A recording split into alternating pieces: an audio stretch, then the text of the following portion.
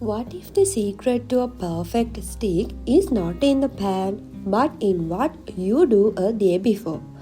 No fancy tools, no complicated techniques, just salt.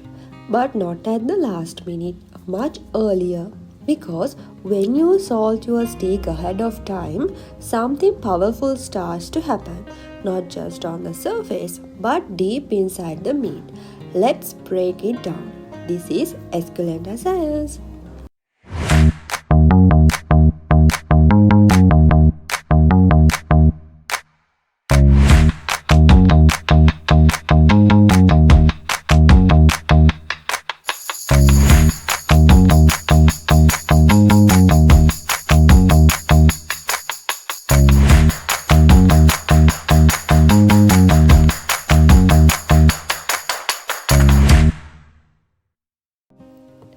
Today we are going to explore one of the most transformative techniques in modern cooking, that is dry brining. Specifically, we will examine what happens when you salt a steak and leave it uncovered in your refrigerator for 24 hours.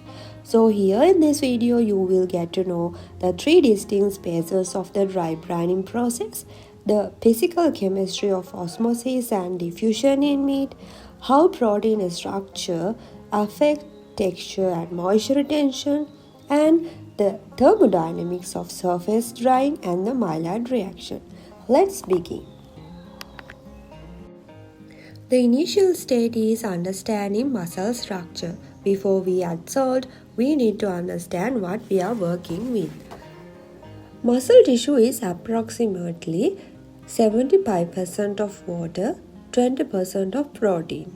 Proteins primarily actin and myosin, and 5% fats, carbohydrates and minerals. The proteins are arranged in long bundle fiber. Between these fibers are channels filled with interstitial fluid, that is water containing dissolved minerals and proteins. This structure is held together by hydrogen bonds between water molecules and proteins, electrostatic interaction between charged protein side chains, physical entrapment of water within the protein matrix. So now what happens when we introduce sodium chloride? When salt crystals first contact meat surface, we observed an immediate effect, that is moisture appearance on the surface. The mechanism is called osmosis. Osmosis is the movement of water across a semi-permeable membrane from an area of low solute concentration to an area of high solute concentration. Inside the meat, there is a moderate solute concentration, that is a normal cellular environment, and on the surface, extremely high solute concentration due to the undissolved salt. The concentration gradient is dramatic, so water moves out of the meat to dilute the surface salt. But here's what's actually happened at the molecular level. The salt begins dissolving in the meat surface moisture, creating a concentrated brine solution. This brine draws additional water from the first few milliliters of meat through capillary actions and osmotic pressure. This phase typically lasts for 1 to 2 hours. Now let's see the next part, diffusion and penetration. Now we enter the most critical phase and the one of most home cooks misunderstand. The surface brine has formed, the concentration gradient now reverse. Salt ion, that means sodium plus ions and chloride ion, are small, approximately 0.2 nanometers in diameter. They can move freely through the water channels between muscle fiber. The salt concentration is now very high at the surface and very low in the interior. According to Fick's law, particles move down their concentration gradient. The sodium and chloride ion begins migrating into the meat. Simultaneously, two important processes occur.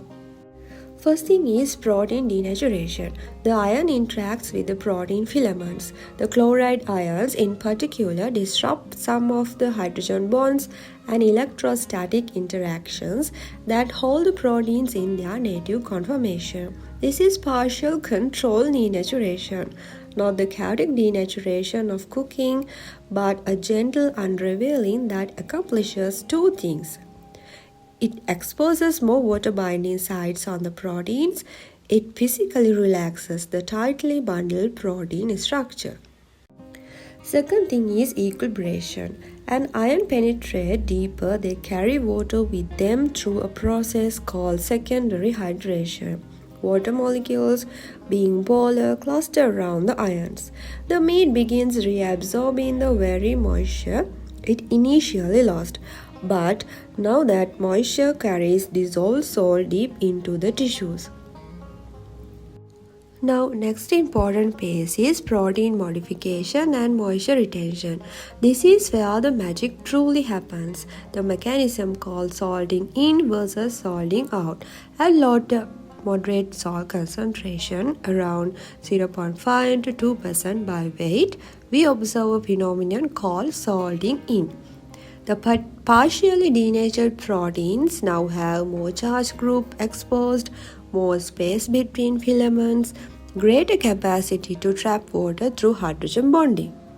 The result is the meat can now hold more water during cooking than unsalted meat. We added salt, which initially drew water out, yet the cooked meat retains more moisture. Why? Because during cooking, unsalted meat undergoes thermal denaturation. The proteins contract violently, squeezing out water like wringing a sponge.